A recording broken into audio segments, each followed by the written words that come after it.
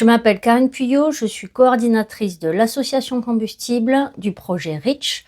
et je suis consultante dans le secteur du spectacle vivant, le secteur associatif, et je coordonne donc des projets internationaux soutenus par le programme Erasmus+.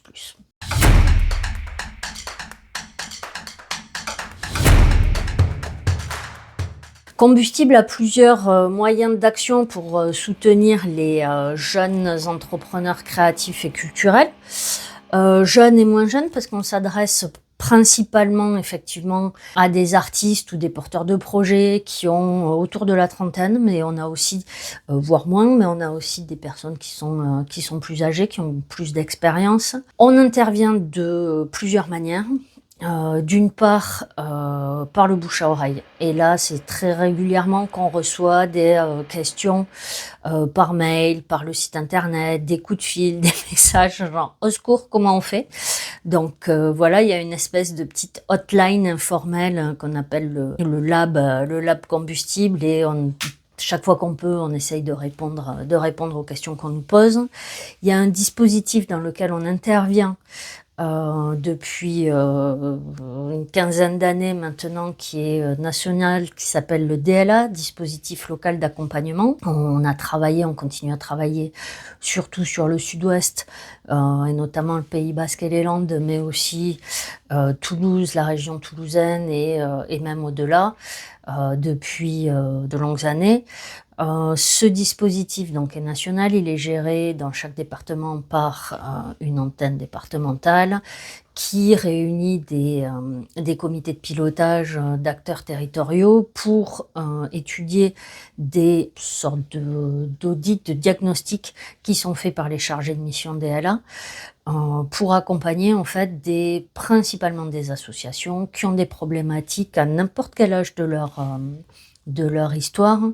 autour de la structuration, le développement, la communication, avec toujours à cœur de travailler sur la fonction employeur, la création et le maintien des emplois. Et ce dispositif est extrêmement intéressant parce que il permet donc, une fois que les structures sont passées en comité de pilotage, de mettre en relation les associations en question avec des consultants ou des consultantes experts dans le domaine de la problématique de l'association, et de travailler donc avec les assos pendant, généralement c'est des missions qui durent entre 4 mois et 1 an, et qui permettent donc de travailler sur le fond des problématiques et d'accompagner de manière structurante les associations qui rentrent dans le dispositif. L'autre façon pour Combustible de soutenir les artistes et les porteurs de projets, c'est effectivement les projets comme le REACH Project, qui sont financés par des fonds Erasmus+. Dans le cadre du REACH Project, on est sur un projet de partenariat où l'idée est de mettre en commun les compétences, les réseaux, les savoir-faire et les expériences des partenaires en présence et des partenaires locaux, de manière à offrir une expérience exceptionnelle au sens propre du terme aux jeunes artistes participants, et qui mêle à la fois des accompagnements collectifs et des temps d'échange et de retour individualisés avec les artistes. Et on a aussi un autre projet Erasmus+, qui s'appelle le projet Acme+, et qui a lui pour vocation de soutenir la mobilité en Europe des entrepreneurs et des acteurs culturels, plutôt issus de cultures alternatives, on va dire, et plus minorisées. La spécificité de Combustible, c'est que c'est une association qui a été créée par un groupe de rock, d'indie rock, plutôt alternatif, qui a été créé dans les années 90, et on a créé l'asso en 2005 pour pouvoir continuer à développer l'ensemble de nos projets, qu'ils soient culturels ou artistiques, en mutualisant au maximum les ressources et les opportunités. C'est ce qu'on a fait et c'est ce qu'on continue à faire depuis 20 ans. Donc on intervient beaucoup en fait auprès de porteurs de projets qui ont aussi ces profils alternatifs et qui sont souvent les plus éloignés des institutions, alors même qu'ils travaillent beaucoup avec eux, notamment sur les territoires. Je pense à beaucoup d'assos qu'on accompagne, qui sont des compagnies de théâtre, qui sont des assos de circassiens, qui sont des assos de marionnettistes, etc., qui ont d'une part des compagnies de théâtre ou de danse, et d'autre part beaucoup d'activités en local en termes de cours, de masterclass, etc. Donc qui interviennent énormément sur la vie locale et qui en même temps ont un rayonnement souvent national voire international par leur création artistique. Donc l'action de combustible, elle est construite, on va dire, sur 2 axes. Beaucoup de conseils et de transmission d'outils de développement de façon informelle, non formelle et plus formelle, notamment dans le cadre de DLA. Et d'autre part, des projets soutenus notamment par les fonds Erasmus+, qui nous permettent d'une part de soutenir des mobilités et d'autre part de proposer des expérimentations telles que des symposiums ou des rassemblements dans lesquels on propose des workshops, des découvertes, des séances de mentorat, des séances de rencontres entre jeunes professionnels et mentors, etc.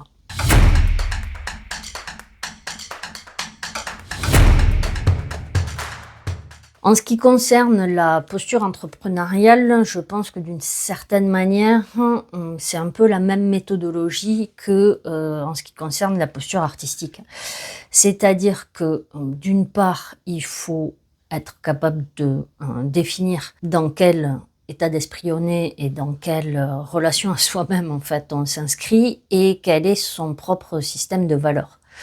Et ensuite, d'autre part, de réfléchir et d'analyser les contextes dans lesquels on veut développer ses projets ou son projet et voir la cohérence et la stratégie à développer. Dans une posture, moi, de mentorat, je ne juge jamais des valeurs de chacun et je ne hiérarchise pas telle ou telle valeur ou tel objectif. J'ai ma propre identité, mes propres opinions sur la question et sur mon propre développement, mais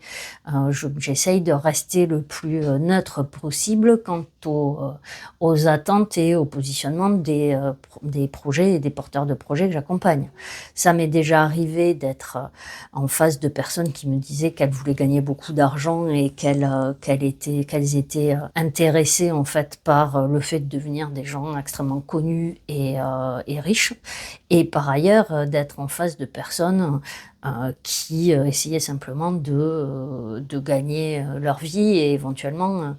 de pérenniser leur salaire et leur structure. En soi, moi, ce qui m'intéresse, c'est la cohérence entre les deux, c'est-à-dire la cohérence entre les actions, les ressources, les capacités des personnes, leurs objectifs et ce qu'elles sont en capacité de mettre en place et d'accepter ou pas pour atteindre leurs objectifs. Et tout le travail, à mon avis, du mentor, c'est accompagner le fait de travailler en cohérence entre ses objectifs, ses ressources et ses valeurs. Donc pour certains artistes ou porteurs de projets, ça va être extrêmement cohérent de travailler en synergie, en collaboration avec d'autres, en mutualisation. Pour certains autres, ça va être plus travaillé avec des principes d'embauche ou de devis, de facturation à la tâche, et avoir une équipe de prestataires pertinents par rapport à ses propres attentes. Donc la façon de travailler et d'interagir avec les autres professionnels, les autres artistes de son réseau, doit aussi être en cohérence par rapport aux valeurs énoncées et aux résultats attendus. Encore une fois, j'essaye de faire en sorte de ne jamais juger par mon propre prisme en tant que mentor les valeurs et les attentes des porteurs de projets, mais juste leur renvoyer les questions qui vont les aider à rendre cohérents leurs actions, leurs valeurs, leurs objectifs et leurs ressources propres.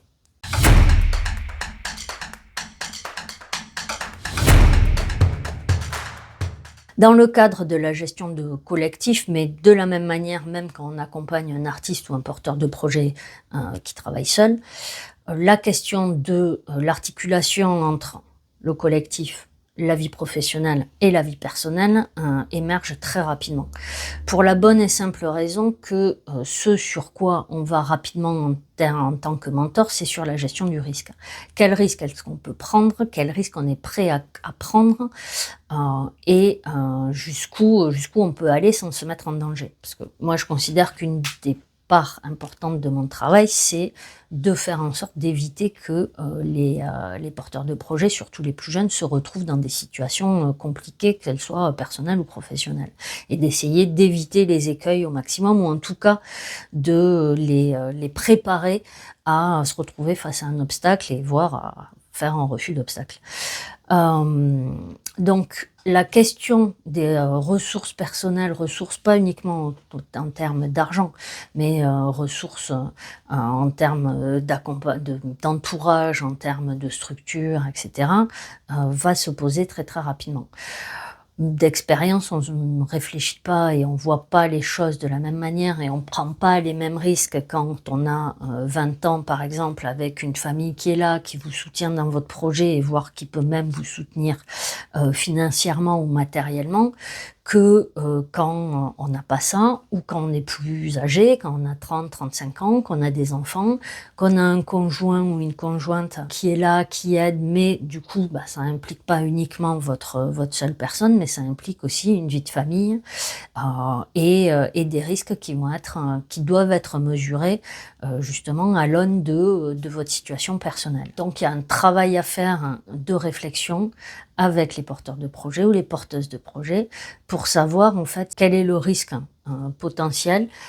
quelle est la capacité de là ou des personnes à encaisser ce risque et comment ça s'articule justement dans le collectif et dans le cadre du projet. Là où ça peut devenir compliqué, effectivement, c'est dans le cadre de projets collectifs quand les individus, les personnes qui constituent ce collectif n'ont pas les mêmes situations, n'ont pas les mêmes ressources et n'ont pas la même capacité à prendre le risque, à prendre des risques et à les gérer, que ce soit de façon matérielle ou émotionnelle aussi. Une des tâches, une des missions, je pense, du mentor, c'est d'arriver à faire émerger ces questions-là et ces réponses-là surtout, et de faire en sorte que les personnes puissent assumer au sein du collectif ces postures et ces réalités sans que ça devienne problématique pour la dynamique du projet.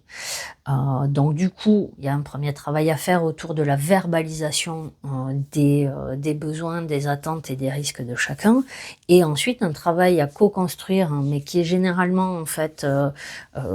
principalement construit par les porteurs de projets ou les artistes autour de OK, maintenant qu'on a cette réalité, comment on fait pour s'organiser avec ça? Qu'est-ce qu'on a envie de mettre dans le pot commun? Qu'est-ce qu'on peut mettre dans le pot commun? Jusqu'où on peut aller ou pas? Et en fonction, déterminer une stratégie collective qui permette de faire en sorte que chacun et chacune puisse s'épanouir dans ce cadre-là. Mais c'est une question qui émerge souvent quand on est sur des groupes artistiques ou des groupes de porteuses de projets culturels qui arrivent à ce qu'on appelle le changement d'échelle, c'est-à-dire souvent c'est des gens qui travaillent ensemble, qui sont passionnés, qui vont se rencontrer à 20-25 ans, et quand on arrive à 30-35 ans que les gens commencent à se mettre en couple ou avoir des enfants ou juste à être fatigués par le secteur dans lequel ils travaillent, ils commencent à se poser des questions, et il y a là aussi un sentiment souvent de honte ou de culpabilité en fait, et on arrive à ce qu'on appelle les burn-out associatifs très souvent parce que les gens ne veulent pas lâcher en fait la cause qu'ils défendent d'une manière ou d'une autre et les valeurs qu'ils défendent ou le projet qu'ils sont en train de développer depuis des années. Donc ces accompagnements-là, ils peuvent être parfois douloureux personnellement pour certains porteurs de projets qui doivent accepter leurs propres limites, et en même temps, dans la plupart des cas d'expérience, ils permettent aussi de se projeter et de pérenniser les projets parce que justement, on remet les individus et les personnes au centre du collectif, ce qu'on peut avoir tendance à faire quand on est, c'est-à-dire on peut avoir tendance à oublier les individus au profit du projet. En tout cas, ce sont les cas que j'ai le plus rencontrés et où justement il faut démêler cette pelote-là pour éviter de la souffrance et faire en sorte en fait que les projets soient pérennes, parce que surtout dans nos secteurs dits alternatifs, associatifs, on est beaucoup sur des gens qui s'investissent énormément et qui peuvent avoir tendance à s'oublier derrière les projets. L'enseignement que je peux tirer de la gestion de ces tensions, c'est qu'il faut vraiment aborder la posture de mentor avec beaucoup, beaucoup d'humilité. Ce que je dis toujours aux structures, aux personnes, aux artistes que j'accompagne, c'est que les conseilleurs sont pas les payeurs, et que les décisions qu'ils ou elles vont prendre, c'est eux qui vont les assumer au quotidien et ensuite pendant plusieurs années derrière. Donc, d'une part, voilà, en tant que mentor, c'est un consultante, c'est prendre de la distance et être très humble, rester très humble dans la posture de conseil. Et ensuite, en ce qui concerne les porteuses et les porteurs de projets, et les artistes, c'est que s'avouer des choses finalement, réussir à accompagner cette libération de la parole par rapport à une souffrance qui était là, parce qu'il y avait une incohérence dans la façon de fonctionner et que ça devenait compliqué, voire ça commençait à bloquer, très souvent, sur le moment c'est douloureux, mais en fait ça permet de vivre mieux son projet et de continuer à le développer. J'ai beaucoup d'exemples qui me viennent, mais finalement, c'est d'une part accepter qu'il faut peut-être modifier des choses et accepter d'arrêter ou de hiérarchiser différemment les activités, ou faire des choix stratégiques artistiques plus compliqués, mais ça permet en fait aussi de pouvoir travailler sur la continuité et d'envisager les choses plus sereinement et plus en accord avec soi-même. C'est des histoires d'hommes et de femmes et de personnes en fait qui sont très souvent passionnés et c'est toujours incroyablement enrichissant de les accompagner, de les voir évoluer avec ces questions-là et puis ensuite de voir les projets continuer à grandir et à rayonner en fait. À rayonner des personnalités des gens qui les portent, parce qu'en fait c'est ça les projets dans le secteur artistique, dans le secteur culturel, ce sont des histoires de personnes, de collectifs, de rencontres et d'expressions personnelles. Donc c'est beau de voir en fait ces expressions-là, ces personnalités-là, ces parcours de vie s'exprimer et venir irriguer nos territoires, irriguer nos imaginaires.